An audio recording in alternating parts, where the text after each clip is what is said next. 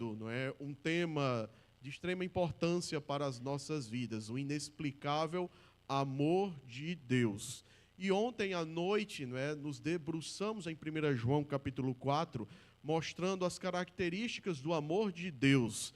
Ontem nós vimos, que o amor de Deus, ele tem algumas características. É um amor incondicional, é um amor sacrificial e também é um amor que transforma. Transforma as pessoas, transforma os indivíduos.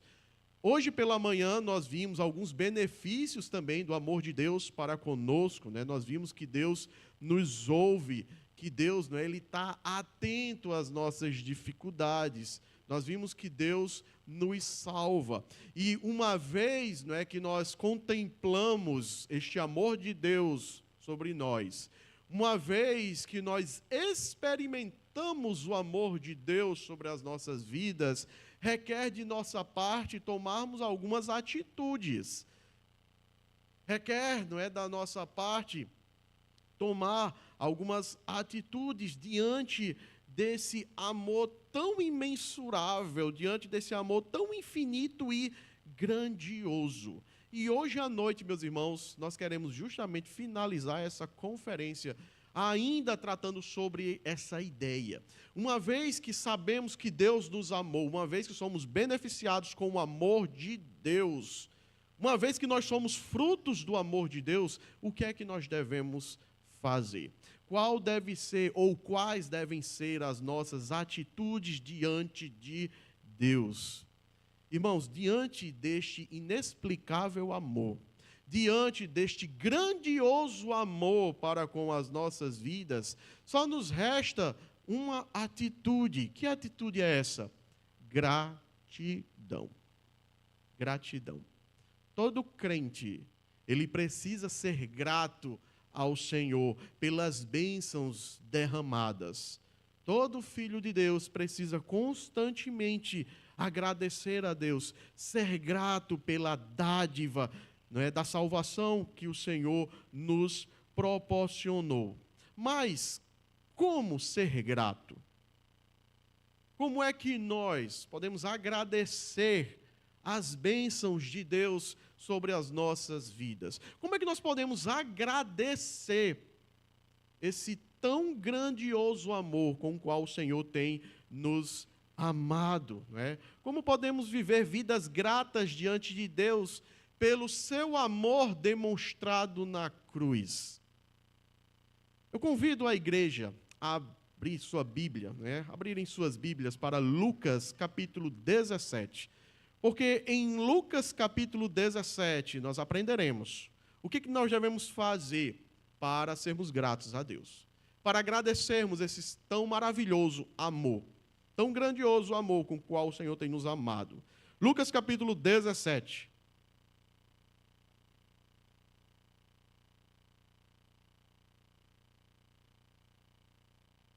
Todos encontraram? Quem encontrou, diga um amém bem forte. Quem não encontrou, misericórdia. E aí a gente espera um pouquinho, nós temos misericórdia, não se preocupe. Lucas capítulo 17, nós vamos ler a partir do versículo 11, do 11 ao 19. Lucas capítulo 17, do versículo 11 ao 19, diz assim a palavra do nosso Deus. Lucas capítulo 17, do 11 ao 19, diz: De caminho para Jerusalém, passava Jesus pelo meio da Samaria e da Galileia. Ao entrar numa aldeia, saíram-lhe ao encontro 10 leprosos, que ficaram de longe e lhe gritaram, dizendo: Jesus, mestre, compadece-te de nós. Ao vê-los, disse-lhe Jesus: Ide, e mostrai-vos aos sacerdotes. Aconteceu que, indo eles, foram purificados. Um dos 10, vendo que fora curado, voltou, dando glória a Deus em alta voz, e prostrou-se com o rosto em terra aos pés de Jesus, agradecendo-lhe. E este era samaritano. Então Jesus lhe perguntou: Não eram 10 os que foram curados? Onde estão os 9? Não houve, porventura, quem voltasse para dar glória a Deus, senão este estrangeiro? E lhe disse: levanta-te e vai, a tua fé te salvou. Amém? Vamos orar, pedindo as bênçãos de Deus. Nosso Deus, nesse momento, estamos finalizando essa conferência, hoje expondo Lucas capítulo 17. É por isso, ó Pai, que rogamos a tua ajuda, teu auxílio, para interpretarmos as Sagradas Escrituras como deve ser interpretada, mas principalmente aplicarmos a palavra de Deus em nossas vidas. Que cada um aqui possa sair diferente, que cada um aqui possa sair com mais gratidão em seu coração. Nos ajude, Senhor, a sermos servos fiéis, que te louvam, que te adoram em espírito e em verdade. Pois é no nome santo do nosso precioso Jesus que te agradecemos por tudo. Amém. Irmãos, como ser gratos a Deus? O que é que nós devemos fazer para agradecer esse tão grande amor, tão insondável, tão inexplicável amor? Lucas capítulo 17, do versículo 1 ao versículo 19, meus irmãos, ele irá nos ensinar o que é que nós devemos fazer para sermos gratos. Como ser grato a Deus. E a primeira coisa que nós queremos observar aqui em Lucas capítulo 17 é que ser grato a Deus é reconhecer nosso estado perante Ele. Ser grato a Deus é reconhecer o nosso estado perante Ele. Observemos aqui o relato, não é, do evangelista Lucas. O evangelista aqui, ele apresenta uma cena bem interessante. Jesus, ele está de caminho para Jerusalém, e neste caminho, então, ele passa, né, no meio da Samaria, passa, não é, vai para a Galileia, entra em uma aldeia, algo que era costume de Jesus Cristo. Se você ler, por exemplo, Mateus capítulo 9, né, ele vai dizer que Jesus Cristo ele andava de cidade em cidade, aldeia em aldeia, pregando o evangelho do reino e curando toda sorte de doenças e enfermidades. Aqui não é diferente. Jesus Cristo, então, ele está entrando em uma aldeia. E o que nos chama a atenção no versículo 12, aqui o texto diz que ao entrar na aldeia, então sai ao seu encontro 10 leprosos. Sai ao seu encontro 10 homens. E estes homens, meus irmãos, que saem ao encontro de Jesus, eles têm, certo, um problema em comum. Lucas afirma que eles são leprosos. São homens, indivíduos acometidos pela lepra, que sofriam pela lepra. E se hoje, meus irmãos, a lepra, no qual denominamos hanseníase, se hoje já é uma doença ruim, uma doença triste, imagine no período bíblico. Imagine, não é, um leproso há 2000 anos atrás.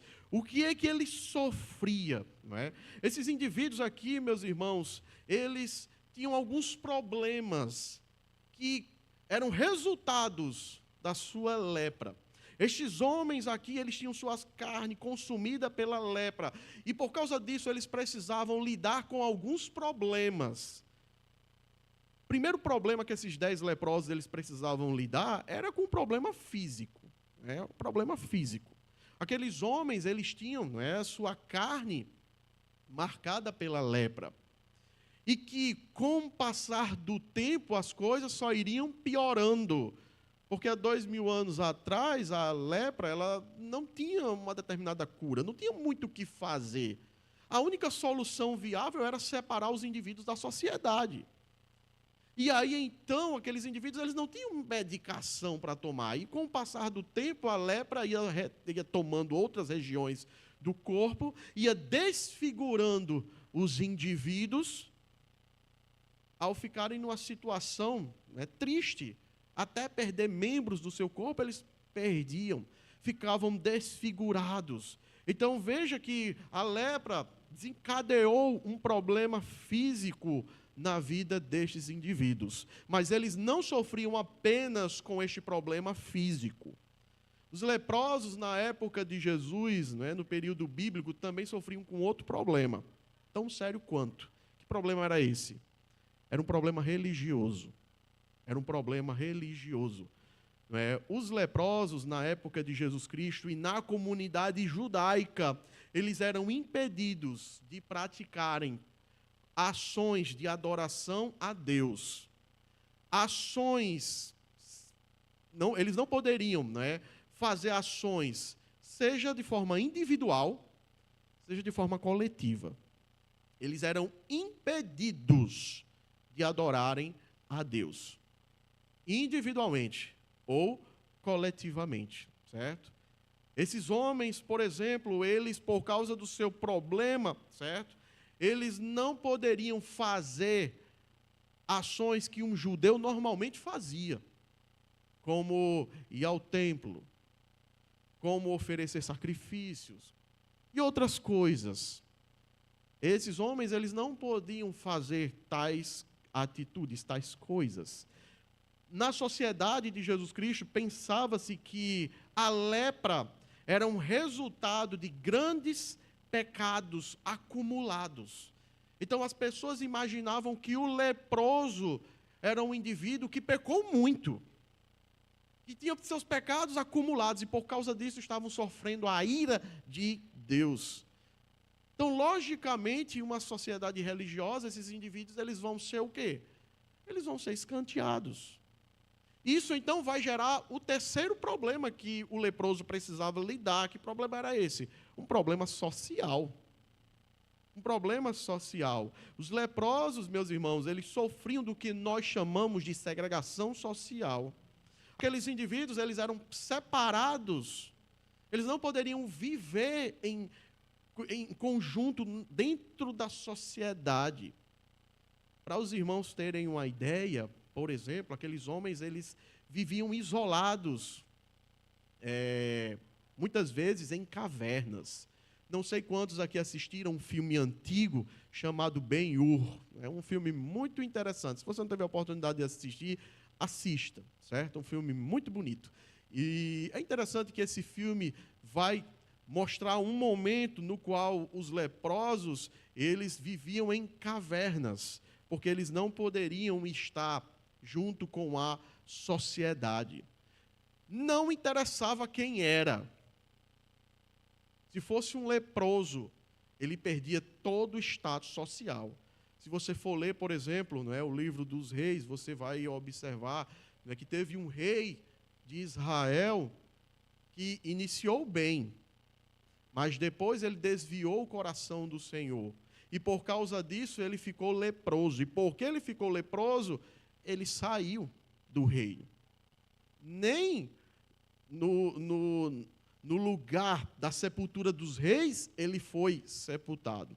Então veja como a lepra era algo sério, certo? Era algo sério. Conta-se que na época de Jesus Cristo existia um limite legal para as pessoas ou para o leproso estar em comunidade. Ele precisava, por exemplo, ficar 100 passos de uma pessoa. Imagine só, você leproso. Você não poderia estar aqui na época de Jesus Cristo. Você tinha que estar 100 passos, longe. E se tivesse alguém perto dos 100 passos, você tinha que dar mais 100 passos. Ou seja, é uma segregação social, é um isolamento social que esses homens estavam fazendo. Na época de Jesus Cristo, conta-se que os leprosos eles precisavam andar com sinos. Eles até tocavam os sinos para que as pessoas não se aproximassem. Então, essa é a situação desses leprosos, irmãos. Eram indivíduos que sofriam penalidades físicas, religiosas e sociais.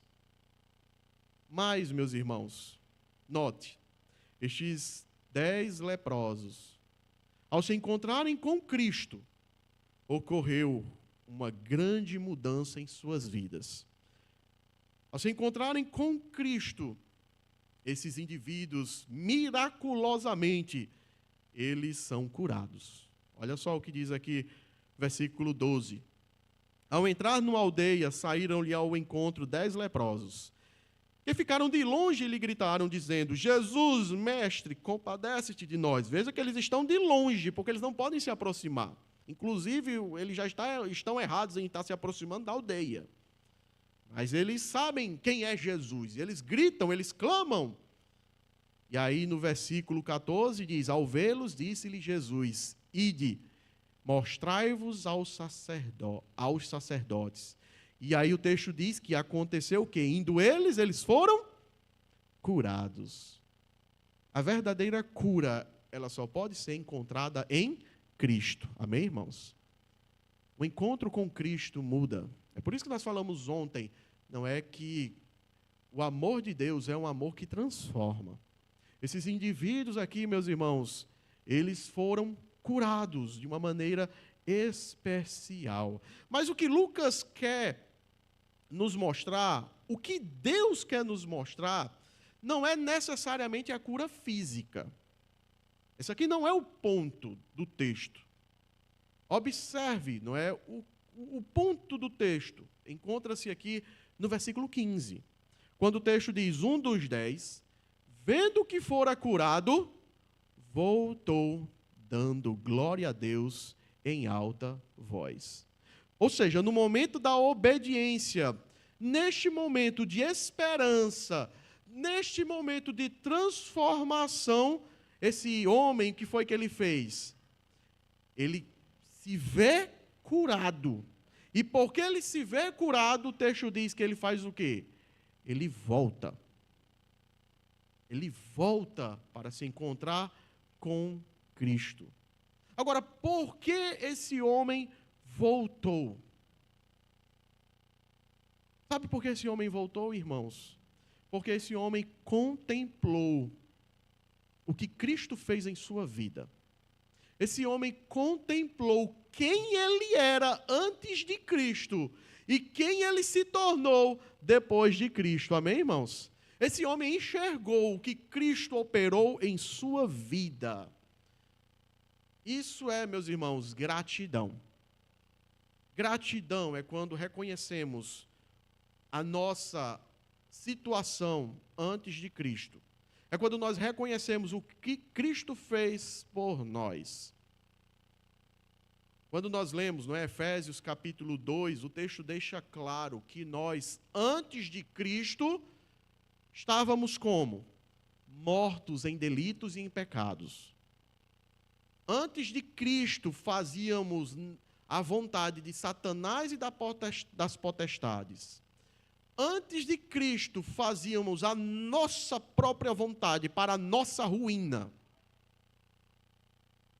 Mas Deus nos amou, enviando o seu Filho, que assim nos deu vida. Mortos, recebemos vida através de Cristo. Se você for continuar a leitura ainda, não é? Depois, que normalmente a gente tem costume de só ler até o versículo 10, né? Mas se você ler do versículo 11 em diante de Efésios capítulo 2, o texto vai continuar, mostrando que nós, antes de Cristo, estávamos afastados da comunidade de Israel, estranhos às alianças e sem Deus no mundo. Essa era a nossa situação antes de Cristo. Mas Cristo nos transformou.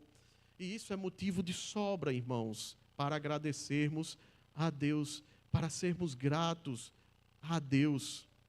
Esse indivíduo aqui, este homem, esse samaritano, ele agradece a Deus, voltando, reconhecendo quem ele era antes de Cristo e quem ele se tornou depois de Cristo. Agradecer pelo amor de Deus em nossas vidas, irmãos, implica reconhecer o nosso estado perante Deus. E muitas vezes, irmãos, nós somos ingratos. Muitas vezes nós somos ingratos porque nós não reconhecemos o que Deus fez em nossas vidas. Muitas vezes nós somos ingratos porque nós não reconhecemos as dádivas, as bênçãos que Deus nos dá todos os dias. Porque saiba, O simples fato de você estar aqui sentado na cadeira é uma dádiva de Deus. No caso, no banco. É uma dádiva de Deus, porque você poderia não estar. Você poderia estar acamado. É uma dádiva de Deus.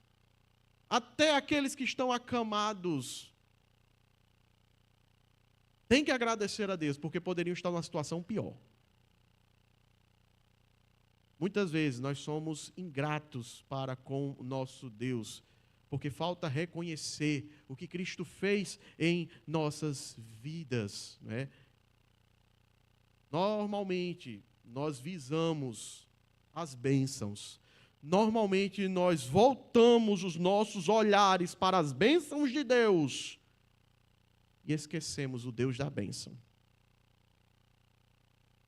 Ser grato a Deus é lembrar, é reconhecer o que Cristo fez em nossas vidas, a transformação operada em nossas vidas, porque nós não merecemos, mas o Senhor nos salvou, amém, irmãos?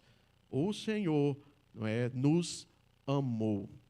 Como ser gratos a Deus? Em primeiro lugar, ser grato a Deus, não é reconhecer o nosso estado perante Deus. Segundo lugar, ser grato a Deus significa voltar a nossa atenção a Deus. Ser grato a Deus também significa voltar as nossas atenções ao nosso Deus. Novamente, o versículo 5, o texto vai falar isso. No versículo 15, no versículo 15 ele vai repetir isso. Ele vai dizer que um dos 10, vendo que fora curado, voltou, dando glória a Deus em alta voz. Ou seja, esse homem aqui, ao se ver curado por Jesus Cristo, ele volta a sua atenção a quem de direito. Ele volta a sua atenção para Jesus Cristo, para aquele que operou eficazmente em sua vida. O texto mostra que em meio à alegria da cura, esse homem aqui, ele volta a sua atenção para Cristo. E por que isso é importante? Porque ele poderia voltar a sua atenção para outras coisas. Isso ocorreu com os 9. Os 9, ao se verem curados, eles não voltaram sua atenção para Cristo. Esse homem também poderia ter feito a mesma coisa. Esse homem poderia ter voltado sua atenção para alguns outros elementos. Quais? Por exemplo, esse homem, no momento da cura, ele poderia ter voltado sua atenção para o sacerdote. Até porque, primeiro, Jesus mandou eles irem para os sacerdotes, não foi? Foi Jesus que mandou. Segundo, era o sacerdote, os sacerdotes, né, que iriam colocar aqueles indivíduos novamente no convívio social. Por quê? Porque eram os sacerdotes que iriam atestar se eles foram curados ou não. E se eles estavam curados, eles agora poderiam voltar ao convívio social. Isso é uma lei desde o Antigo Testamento. Os leprosos, eles precisavam passar pelos sacerdotes. Os sacerdotes precisavam examinar aquele indivíduo, até mesmo as casas. Os sacerdotes, eles examinavam.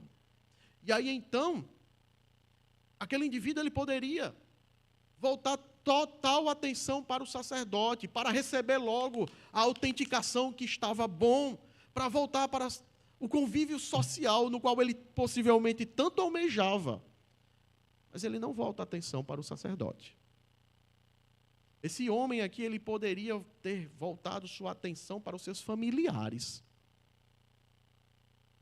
Possivelmente, meus irmãos, esse homem aqui fazia anos e anos que possivelmente ele não via sua família. Possivelmente era um homem que ele não tinha contato com os seus familiares. Possivelmente era uma pessoa que era carente de um afeto familiar por causa da sua doença. Agora, ele poderia ter aproveitado a situação para se encontrar com seus parentes, tão amados, tão queridos. Mas ele não volta a sua atenção para a família. Para a família. Esse indivíduo aqui, não é, ele poderia até ter voltado sua atenção para os seus companheiros, os 9. Por quê? Porque uma das coisas que aconteciam com os leprosos na época de Jesus Cristo era que, uma vez que eles não tinham convívio social, laços passavam a existir entre eles, porque eles viviam em comunidades isoladas. O que faltava de afetividade, de amor na sociedade, eles encontravam com seus pares, com outros leprosos.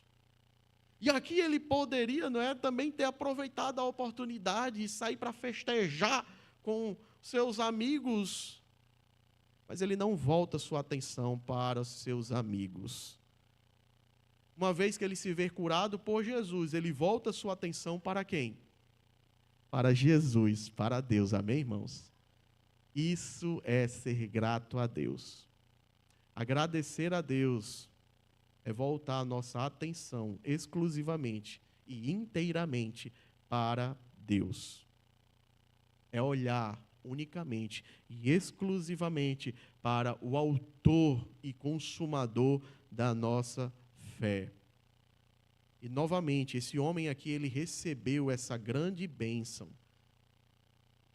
Mas essa grande bênção não o afastou de Deus. Pelo contrário, essa grande bênção o aproximou mais ainda do seu Salvador. Muitas vezes, meus irmãos, nós estamos tão centrados, tão concentrados, novamente, nas bênçãos de Deus, que esquecemos o Deus da bênção. Foi o que aconteceu com os 9. Os 9 foram curados da mesma forma que esse samaritano.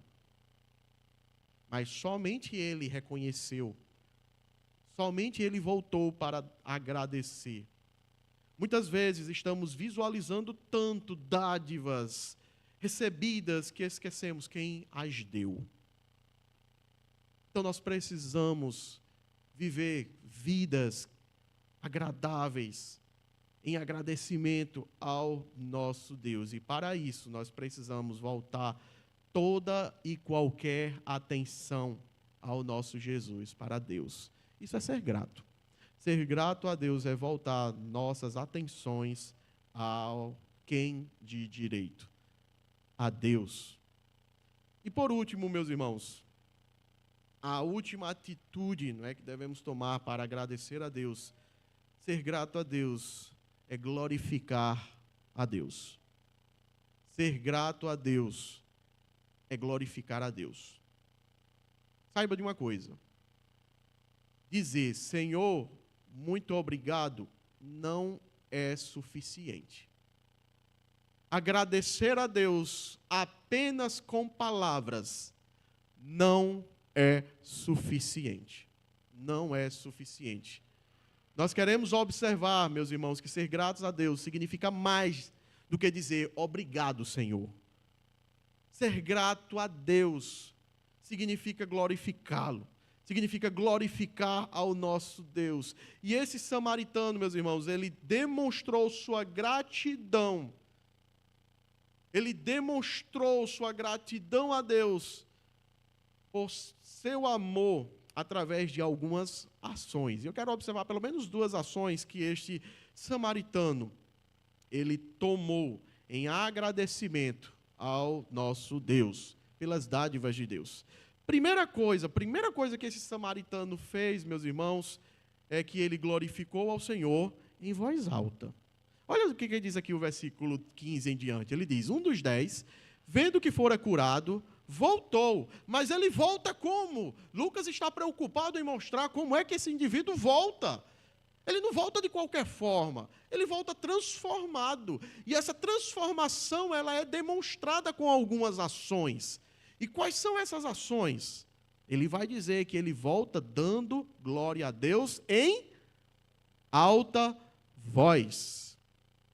Glorificar a Deus, não é? É fazer isso em alta voz. Ou seja, é compartilhamento. É mostrar para os outros o que Cristo fez em sua vida. É isso que esse samaritano está fazendo.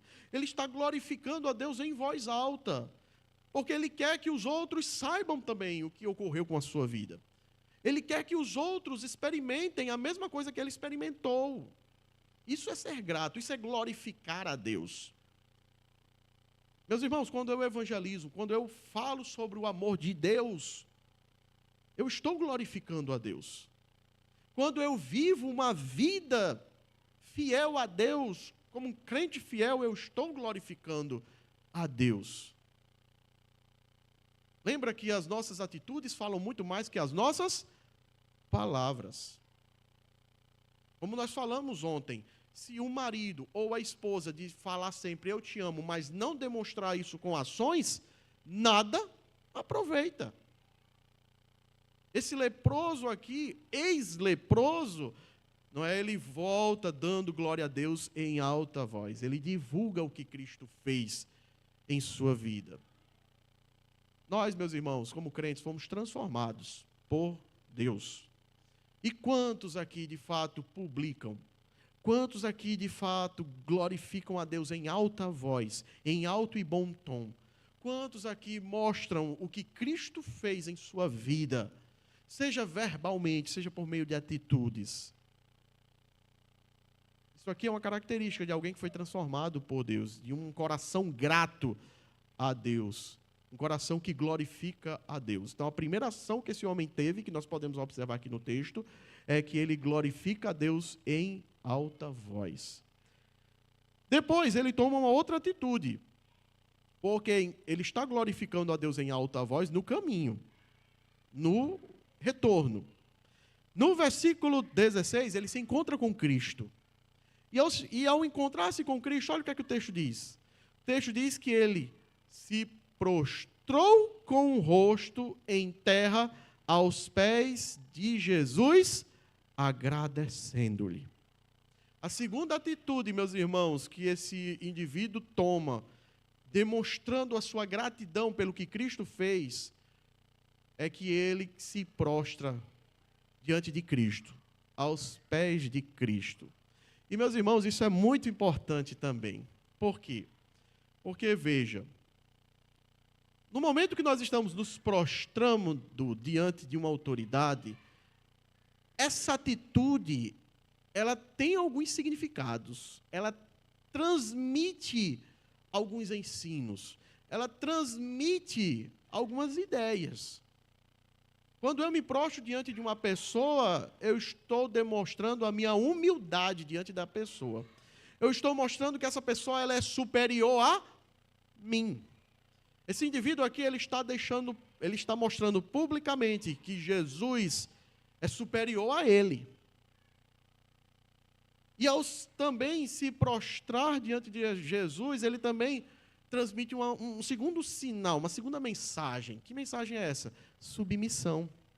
Ao se prostrar diante de Jesus, aos pés de Jesus, ele está mostrando, Jesus, eu agora me submeto. Eu me submeto ao Senhor. Calma. Eu me submeto à tua perfeita vontade. Então, note, não é que aqui é um sinal de humildade, é um sinal de submissão. Se prostrar aos pés de Jesus é viver uma vida em obediência diante de Deus. Isso é se prostrar diante de Jesus. Estar aos pés da cruz, como cantamos hoje aqui, é viver uma vida de obediência a Deus. É se submeter à vontade perfeita de Deus. Infelizmente, nós vivemos em um cristianismo no qual muitos crentes ou pseudo-crentes se acham na autoridade de dizer, Jesus, eu mando você fazer isso.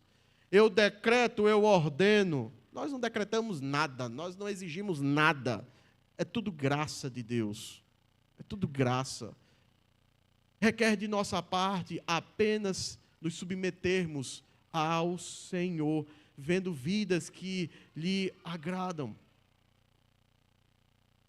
Então, meus irmãos, nós temos que glorificar ao Senhor, nos submetendo a Deus, submetendo à vontade perfeita de Deus, sendo crentes melhores, sendo servos fiéis ao Senhor. Isso é se submeter, isso é agradecer. Isso é agradecer. Como eu mencionei, dizer, Senhor, muito obrigado, é importante? É, mas não é suficiente. Precisa obedecer, precisa se submeter ao Senhor. E a última atitude deste homem, ainda no versículo 16, é que ele faz o quê? Ele se prostra.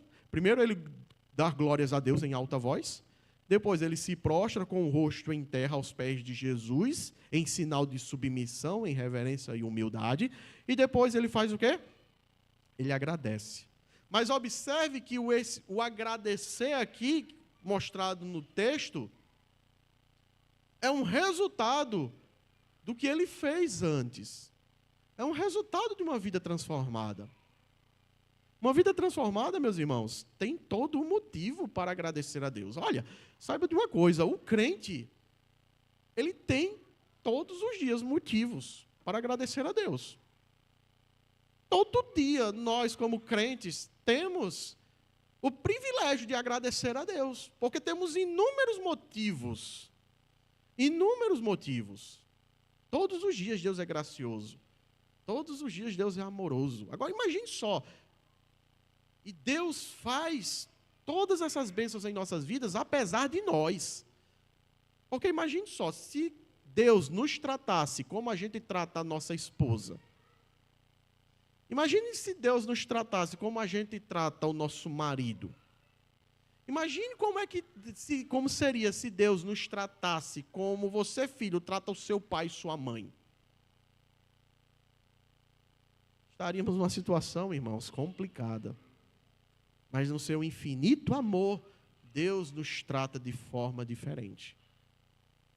Deus nos trata de forma diferente, enviando o seu Filho para morrer em nosso lugar, provando o seu amor para conosco. Amém, irmãos?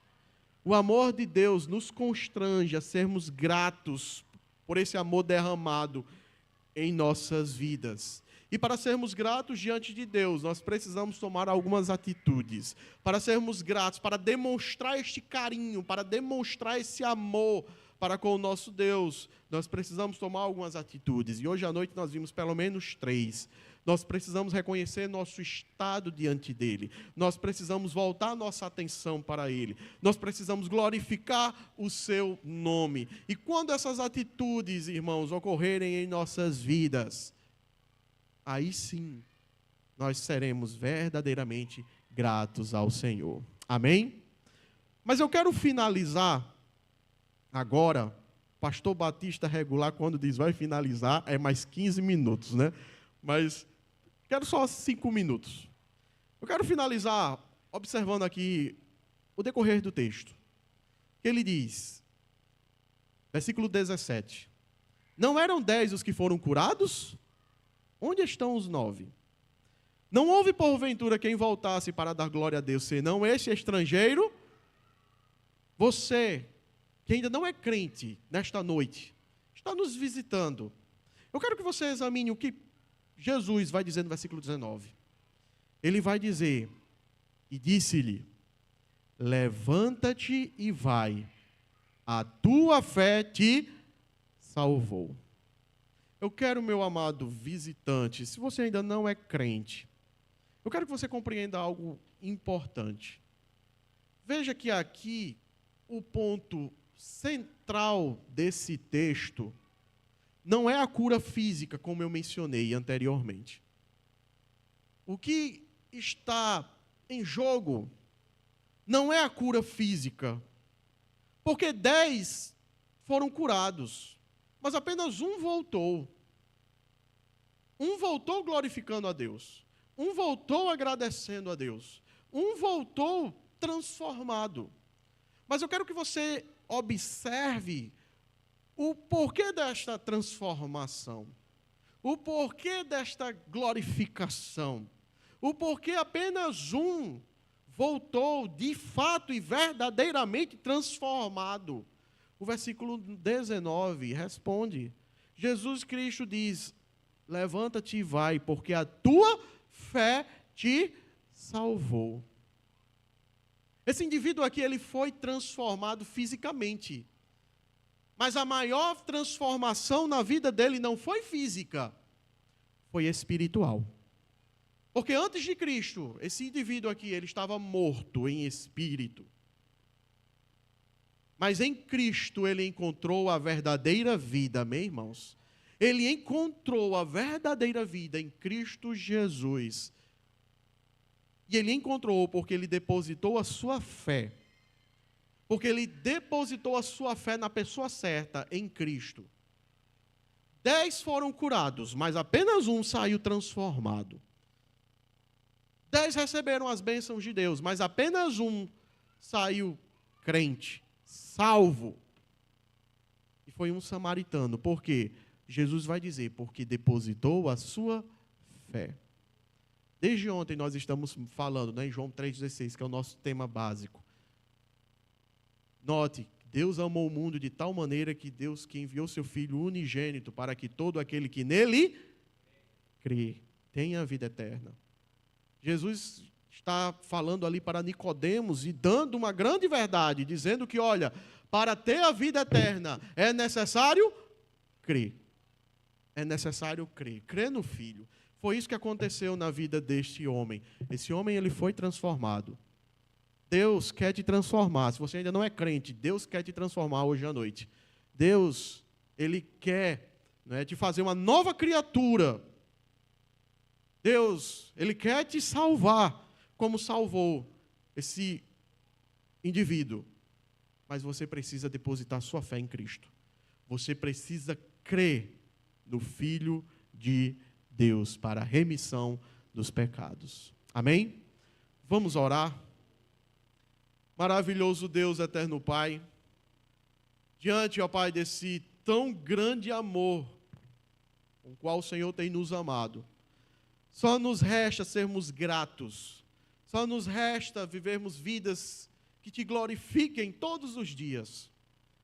Nos ajude, ó Pai, e se temos falhado, se temos andado distantes do Senhor, que o Senhor nos perdoe e nos ajude a sermos crentes melhores. Enquanto todos estão de cabeça baixa e de olhos fechados, eu peço que permaneçam assim, certo? Tem alguém hoje à noite que ouviu a palavra do Evangelho, que ouviu que só Jesus é que transforma, só Jesus é que salva, através de sua fé. O justo viverá pela fé, diz Romanos. Você é justificado mediante, não o que você faz, mas mediante o que Cristo fez por você. Tem alguém hoje à noite que quer entregar sua vida a Jesus, quer ter sua vida transformada? Levante uma de suas mãos. Tem alguém? Eu não vou me delongar, mas como ministro do Evangelho, eu preciso, né, falar isso. Se o Espírito Santo está tocando no teu coração, não rejeite, porque você não sabe se você voltará para casa. A Bíblia diz que aquele que morre em Cristo é lucro. Mas aquele que morre sem Cristo é tormenta, eternidade de sofrimento, no inferno, no lago de fogo e enxofre. E Deus quer te salvar disso. Tem alguém hoje à noite que quer entregar sua vida a Jesus? Levante uma de suas mãos. Nosso Senhor, nós queremos te agradecer por essa conferência, queremos te agradecer